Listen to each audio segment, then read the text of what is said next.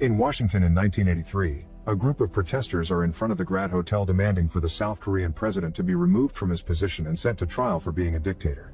There's a whole operation going on to protect the president from any dangers led by the head of the Foreign Intelligence Unit Pyong-ho, and the head of the Domestic Intelligence Unit Young-do, but they can't break the protest because they don't have permission. Reporter Kang is also around trying to get an interview, so Pyong-ho's assistant Yo-kyung takes him away to keep him distracted. Meanwhile, Director of Intelligence On is having a meeting with the East Asia CIA director, who blames the South Korean president for the mess outside, but On defends his leader because he's amending the constitution. At that moment, the CIA agents receive some intel revealing the presence of a sniper waiting to kill the president hiding in the theater across the street. The car with the president is immediately stopped and the agents enter the theater to go after the sniper, who is already running away. A chase begins through the theater and both sides open fire, which causes the loss of many agents. Pyong-ho also gets hurt when the sniper throws a grenade, but it isn't enough to stop him, so he goes after the sniper and jumps on him to fight him, only to end up as the sniper's hostage. Pyong-ho wants the other agents to catch the man alive, but Young-do comes forward and kills the sniper, blaming this result on Pyong-ho for getting caught. In South Korea, the streets are taken over by protesters as well, and when the police try to stop them they use tear gas and violence. The protesters try to hide in nearby buildings, and most people begin locking their doors, but Pyong-ho's protege Lee Jung-jae wants to help and opens the gate so people can enter. Unfortunately, the plan doesn't work and everyone ends up arrested anyway. When Pyong-ho comes home and hears about what happened, he calls the police station and uses his power to get Lee Jung-jae free. Then he goes to pick her up only to discover she's bringing a bunch of young protesters with her to feed them. Pyong-ho disapproves of the company she keeps, but since Lee Jung-jae doesn't care, Pyong-ho leaves her money for her expenses and leaves with a huff. The next day, Director On calls Pyong-ho and Young-do to share the next mission. The president is angry because they couldn't find out who was behind the incident, so now they need to work together and get answers. The main suspect is Professor Shin from the Washington delegation, who they believe to be Dong Lim, the leader of a North Korean espionage cell. Then, On shows them the president's itinerary for his Japan visit, and both agents must sign off on it. Afterward, Young-do interrogates Professor Shin using extreme violence, but Shin swears he isn't any kind of spy. Meanwhile, a mysterious man on a bicycle picks up a shirt from a laundry shop and uses a special code to read the information stitched on the seams. This is the way the real Dong Lim has been secretly sending intel from inside the house. In the evening, Young-do invites Pyong-ho to have dinner at his apartment, and things get awkward when Pyong-ho's wife says she thought they were close friends when actually they barely stand each other.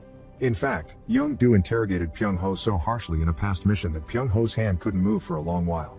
Later, Pyong-ho gets an urgent call with important information. The North and Japan are having unofficial talks on colonial reparations, and a high-ranking official known as Professor Pyo wants to defect. The prize would be a nuclear reactor blueprint, R&D files, and a list of researchers. Pyong-ho immediately sends orders to find the man before Japan or Dong Lim does. Sometime later, the agents get in contact with Pyo, who asks for protection for him and his family in exchange for information on the real Dong Lim. At first he doesn't want to share over the phone because he knows Dong Lim works as a mole in the agency, but then he decides to offer a little information to prove himself. Spec Ops 417 will infiltrate the North to gather nuclear intel. The agents try to stop their units from going there, but it's too late. The information had already been filtered and the unit gets killed. This proves there truly is a mole in the agency. Later in Tokyo, the agents are keeping an eye on Professor Pyo, who carries a suitcase with all the information they need. They find him surrounded by North Korean intelligence agents, so Pyong-ho orders Agent Yang to keep an eye on Pyo's family while he goes after Pyo himself. Yang ignores these orders and goes after Pyo because he's under secret orders from Director On, who thinks getting information on Dong Lim is their top priority and getting it will get them a promotion. While Pyong-ho rescues Pyo's family, Yang asks Pyo for information on Dong Lim's identity, otherwise he won't rescue him. Pyo gives the dates and locations Dong Lim met with some Chief Lee. Now the agents just need to cross-reference that info with their flight logs. Yang allows Pyo to enter the car now and drives away. At the same time, the North Korean agents see them and open fire. The enemy manages to pull Pyo out of the car and kill him. Afterward, both agencies meet in the middle of the street for a vicious gunfight. When Pyong-ho hears Yang and Pyo got caught in the scene, he kicks Pyo's family out of the van and drives back to rescue his men and take them to safety, although Yang ends up in a coma. A few days later, Pyong-ho returns to the agency building and is scolded by Director On for failing every operation. Pyong-ho snaps and reminds On they lost a unit because of his bad judgment and Yang acted on contradicting orders. He also reveals he knows On has been taking bribes and has proof. On tries to attack Pyong-ho to shut him up, but Pyong-ho doesn't hesitate to hit him and ask him to quit or he'll go to the president with this information. In the evening, Pyong-ho finds Lee Jung-jae hanging out with the protesters again, and he has to rescue her when the guys start a fight over politics. Pyong-ho scolds her again for the company she keeps, and Lee Jung-jae replies he isn't any better for working for a corrupt government agency. This makes Pyong-ho remember how 3 years ago, he lost his partner during a mission when they got caught in gunfire. Before dying, The man had confessed his true mission was to take care of Lee Jung, and later during his funeral, the girl showed up calling the dead agent father. Since then, Pyung-ho has been keeping an eye on Lee Jung. A few days later, a new director takes over the agency and announces special rewards for anyone that manages to get intel on North Korean spies so they can't ruin their plans anymore. The interrogations in prison get much more violent, but Young-do feels like they're going nowhere with this. When he returns home, he can't help having nightmares about his time in the military and the violence he was forced to spread back then. The next day, the new director talks to Young-do and gives him permission sent by the president to interrogate agents in order to find the mole. Young-do immediately starts interrogating all the agents from the Foreign Intelligence Unit because the information points in that direction, and when Pyung-ho hears about it, he shows up to stop it. He trusts all these men and refuses to have his own unit treated like this. This triggers an argument between him and Young-do that is suddenly interrupted by urgent news. A North Korean fighter jet has entered South Korean airspace. The pilot is captured without much trouble, although they're shocked to hear this man knew all about their missile and air defense systems. He's taken to the agency, where after lots of babbling and complaining about the government to the point of taking out his own gun, the pilot finally shows them Russia's newest cipher, which they've been using to pass information in secret. If they use this code, they'll be able to reel the mole in. The director puts up 48-hour code 3 to capture the mole, and just in case, Pyung-ho orders his men to make sure any new piece of intel passes through him first. With the whole agency working on the code, the information they get from it is very useful, and they manage to find secret weapon storages. Yo-kyung brings Pyung-ho some intel about a mishap case of a large amount of money that never got delivered by the police department. Young-do tried to send the suspect to Pyung-ho's unit and he never arrived. The money was supposed to go to a military supply contractor called Jupiter Corporation, while the information about the president's next trip reaches the wrong hands even if it was supposed to be top secret. Yo-kyung visits Jupiter Corp to look for clues and the agency continues to work on the code, finding information on a man called Bo-san, who is the person in charge on picking up the shirts with the coded stitches. Young-do and his men follow Bo-san into the laundry shop to try to ambush him, but Bo-san knows they're there and another gunfight begins. Finding himself surrounded, Bo-san throws a grenade to make the building explode and escapes in secret. Then he meets with a woman to give her an envelope with the president's itinerary. Afterward, this woman sends this information to North Korea using a different code.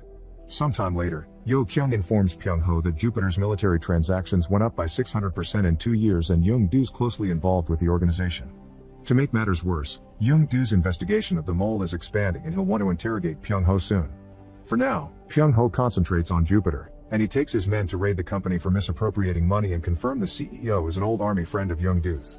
Speaking of Young-do, he's informed that the Japan summit is cancelled because of the laundry incident, but the president's Asia tour will proceed.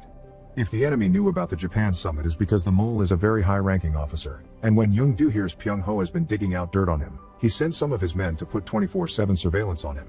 Sometime later, while the enemy gets to hear that the president's Japan summit has been cancelled, Pyung-ho meets with Lee Jung for dinner because she wants to ask him for a favor. Some of her freedom fighter friends are in prison and she wants him to use his power to free them. Pyung-ho hates that he was called for this and leaves without helping the girl, leaving Lee Jung alone and open for Young-do's men to arrest her.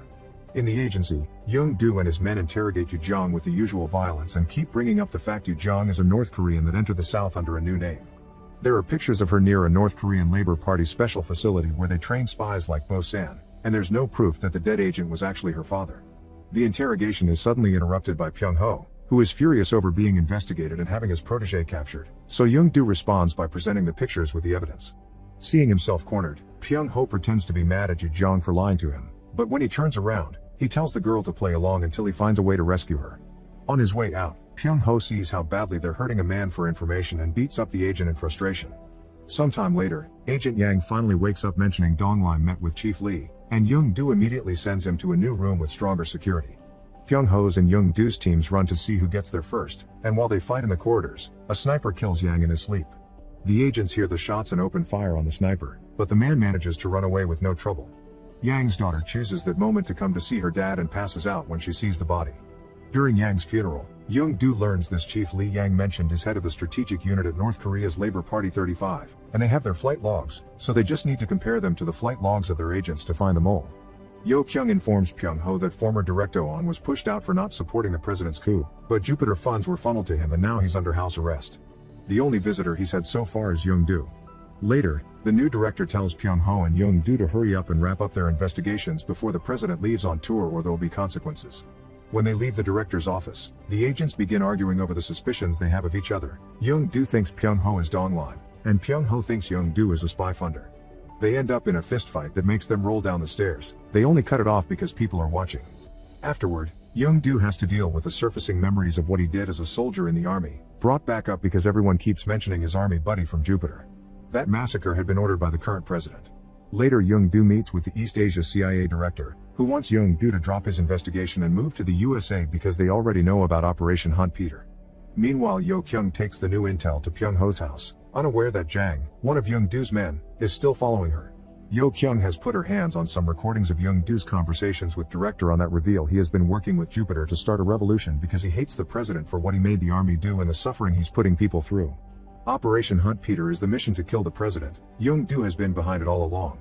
However, Yo-kyung is still confused because Jung-do's travel logs don't match the mole's, so she doubles checks the logs and is shocked to discover that the mole known as Donglim is actually Pyung-ho. Now that she knows the truth, Pyung-ho goes after her, managing to finish her off after she fails a few shots. Then Pyung-ho uses a special phone to get in contact with his informants. Back to Jung-do, he turns down the CIA director's offer, refusing to support a president that kills even little children. On his way out of the restaurant, he gets a call from Jang confirming Pyung-ho's indeed Donglim and that he's killed Yo-kyung. Now he's driving away to have a secret meeting. Jung-do orders his agent to follow him until he can send backup. Moments later, Pyung-ho meets with an informant and hands him the president's revised itinerary. Once the meeting is over and Pyung-ho leaves, Jang follows him, but before he can arrest him, the two of them are ambushed and knocked out by a group of mysterious men. When Pyung-ho wakes up, he thinks he's been captured by Jung-do's men because they keep hurting him for information. But after they kill Jang to make him talk, he discovers these are people working with the head of the North Korean Armed Forces Ministry, including Bo-san and the woman that sent the messages. It turns out Pyung-ho had been working with a group that wanted a peaceful revolution, but there had been some internal disputes and now the people in charge want an all-out war. Pyung-ho's new mission is to stay with the president during his tour to open the possibility for their snipers to kill him, but Pyung-ho refuses, not wanting to bring war and misery to his country. The woman beats Pyung-ho up for disobeying and is about to kill him when suddenly, Jung-do and his men crash a car into the room and open fire on the enemy, saving Pyung-ho just in time. Before dying, the woman begins burning the papers, and when Jung-do comes closer to try to save them, he discovers that Pyung-ho as Donglim has been vouching for a peaceful revolution. In the end, they both want the same thing, for their people to stop suffering, so to Pyung-ho's shock, Jung-do burns the paper instead of saving them. He announces to his men that Jang was Donglim and now he's dead. In exchange, he asks Pyung-ho to help him rescue the men arrested at Jupiter.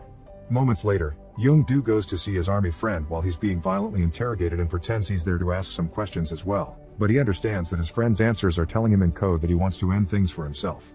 Jung-do respects his wishes and using the electrocution method, he kills him while pretending he's trying to make him talk. Afterward, Jung-do meets with his other friends from the army that were involved in Operation Hunt Peter and tells them they'll leave the killing of the president in the hands of North Korea. The group doesn't like having to work with them, but Jung-do reminds them that they have to do what's necessary to stop more people from suffering. Meanwhile, Pyung-ho finally gets to free Yoo-jong and gives her some money so she can escape to the south, where she should be safe while waiting for him. A few days later in Bangkok, North Korean soldiers are getting ready to invade. Pyung-ho and Jung-do join the presidential entourage, and Pyung-ho is worried about the war that will come after killing the president, but Jung-do reminds him that peace has never achieved change. Suddenly, a car approaches with an ambassador in it, so the agents have to run and stop it from entering with too much fanfare or the snipers will think this is the president and kill the wrong person. A moment later, when the president is finally about to arrive, reporter Kang approaches Pyung-ho to congratulate him on a job well done, revealing he's a North Korean spy. Pyung-ho steals a weapon from a guard and shoots Kang on the spot. Then he realizes how far North Korea is willing to go and decides to run outside to stop the president's car, telling everyone there are snipers in the trees. As Pyung-ho and the other soldiers start a gunfight against the North Korean team, the new director tries to order Jung-do to protect the president, but Jung-do responds by killing him. Then he tries to go after the president, but his shots are stopped by the protected glass, and when he finally manages to break it, Pyung-ho pushes him away. The president's car takes off and Jung-do tries to follow it. There's also a soldier who lands on top of the president's vehicle too, but Pyung-ho shoots him before he can do anything. Jung-do crashes his car against the president's to make it stop, and then drags the man out of it to kill him in front of everyone. Before he can pull the trigger though, Kang reveals he's still alive and activates a bomb he brought with him, making the whole area explode. Pyung-ho is unconscious for a few seconds, and when he wakes up, he discovers the president is fine and being taken away. He can also hear Jung-do calling for him, and when he goes to check, he finds him with a huge wound on his chest. Pyung-ho tries to cover the wound with his hands, but Jung-do still dies after wondering why Pyung-ho ruined the operation. When Pyung-ho returns to Korea, he orders his men to release Jung-do's family, who have been arrested for being under suspicion of helping Jung-do. Pyung-ho also sends the wife Jung-do's military tags and has to watch her have a breakdown as she understands what they mean. Afterward, Pyung-ho travels to the south to reunite with Yoo-jong, who pulls out a gun on him because Young-do had been right, she had been a spy all along. Lee Jung-jae doesn't dare to pull the trigger on the man that took care of her though, thus another spy has to come and finish the job for her. When Lee Jung-jae comes closer to say goodbye, Pyung-ho hands her a new passport before dying, so she can get away and have a better life. Lee Jung-jae opens the passport and starts crying when she notices Pyung-ho gave her his last name. Make sure to subscribe and turn on notifications so you can watch more videos like this.